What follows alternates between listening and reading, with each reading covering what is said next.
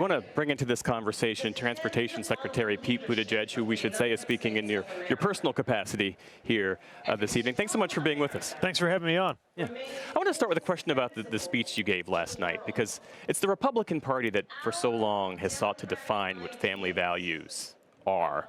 And you talked about how your life, married with 2 kids, sitting around a dinner table at night, how that has only been made possible by the work that Democrats have done. Unpack that for us and why you feel like that is a resonant argument to make. Yeah, I think it's important right now to make clear that to really be there for families means being there for all families, including families that look like my family and families that might look different. I think people in this country are really tired of politicians imposing their own vision of what your family ought to be like. And it also ties into one of the main themes that Kamala Harris has been expressing, which is that freedom is at stake. That includes freedoms like the freedom to marry the person that you love. The Democratic Party is strongly for that. Most Americans are for that, Democrat, Independent, Republican. Unfortunately, today's Republican politicians are not. It's just one example of the choice that's in front of America right now. You also mentioned last night a line that got quite a response here in the room. You said, "I'm Pete Buttigieg. You might recognize me from Fox News." You do appear regularly there. It feels like you enjoy that sparring, making your points to people who might assume other things about the Democratic Party and your policies. But I wonder if you think this ticket, if Vice President Harris, if Governor Walz, if they should be going out on Fox News similarly. Well, each of us has different kind of tactical decisions about where we go and how we do it. But I'm proud to speak on Fox News and other conservative outlets on behalf of this campaign because I believe in this campaign. And I think it's especially important in places where certain arguments, not even arguments, just certain facts might not otherwise be aired. I'm pretty sure that a majority of Fox viewers sincerely are unaware that crime went down in this country after Donald Trump was defeated because it just wasn't reported very much on that network. I imagine most viewers of Fox News are sincerely unaware that immigrants are no more likely to commit a crime than somebody who was born here because that's just not a fact that gets mentioned on their airwaves very often. So to the extent they're willing to invite me on there, I think it's important for me to take the opportunity to share it.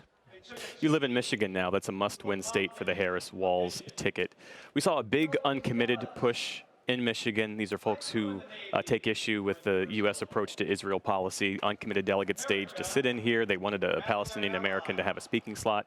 Should that have happened? And how does the Harris-Walz ticket move forward and make sure that they can win Michigan and address some of these concerns? Well, I don't think these uncommitted delegates are saying they want Donald Trump to be president. I think what they're saying is they want their concerns to be heard. And what we've had from the Harris-Walz campaign is a commitment to engage people who are raising concerns like the anguish over the loss of life in Gaza. We have in Kamala Harris somebody who has spoken to the complexity of this issue, has been one of the first to speak about the need for a just ceasefire and a peace that also brings hostages home, to speak to the catastrophe of what is happening in Gaza without saying anything that could be taken to be making an excuse for Hamas. Likewise, she has spoken about our relationship with Israel, about Israel's right to look after its legitimate security interests, without making excuses for every decision of the Netanyahu government. I think that's exactly the kind of adult, complex approach that stands in contrast to the Trump-Vance approach on this issue.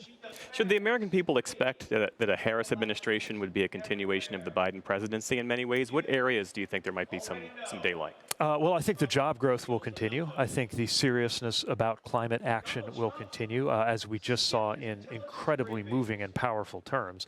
I think you will see a continued commitment to do the right thing around gun violence. But of course, she is going to have her own approach, her own priorities, her own message. She represents a different messenger. Still, I think what we felt over these last 4 days here at the Democratic National Convention is that our big tent party with, let's face it, some varied and sometimes even fractious corners has coalesced in a way that I haven't seen in recent years, with remarkable speed and remarkable solidarity around our candidate, Kamala Harris. And so I think you have a very clear direction of travel, even if she, of course, represents a distinct, separate, and new voice. We also have in this race a new contour we haven't had for several cycles, which is both J.D. Vance and Tim Walz are military veterans. And you yourself are a military veteran. I just wonder how you think that changes the conversation or the race at all ahead. Both of them are military veterans. Only one of them disparaged the service of another veteran. So there's a pretty big difference in how each of them talks about military service. I do think that Tim Walz's 24 years of service as a guardsman, and in particular as a non-commissioned officer, is important. For those who aren't too familiar with the structure of the military, usually when you have people get to high positions in politics, often they come by way of having been an officer. But Tim Walz was a senior non-commissioned officer. That means as a sergeant and as a command sergeant major ultimately in the Guard, he was responsible for that day-to-day mentorship of troops in a job that I think in many ways resonates with what it's like to be a football coach or what it's like to be a teacher. In each of those jobs, it's not about you. And I think that's the spirit he's brought to being governor and the spirit he seeks to bring to the vice presidency. You ran for president in 2020 against Kamala Harris and many other Democrats. One would imagine you didn't think she was the right person for the job at the time. Why is she the right person for the job now?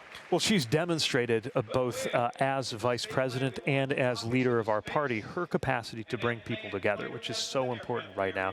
And she's offered a vision that is just more in line with what most Americans believe in. She believes that it is the wealthy who are not paying their fair share and the middle class that needs a break, not the other way around. She believes in protecting a woman's right to access abortion care, but also just as a leader. I have seen her intellect, her focus, the same qualities that made her a great prosecutor, the same qualities that made her a really formidable competitor back when she and I and 20 other people were competing for the Democratic nomination. And I think they're going to make her a great president. It really was. Yeah. Before we let you go, can I just ask, I think your twins are now 3 years old. Is that right? Yeah. How are you handling the three-nager year? It's been intense. We love them. It's the best, hardest thing ever.